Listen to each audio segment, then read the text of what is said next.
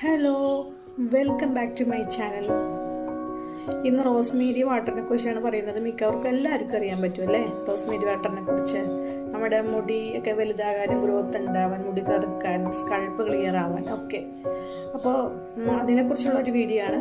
വരൂ നമുക്ക് വീഡിയോയിലേക്ക് പോവാം.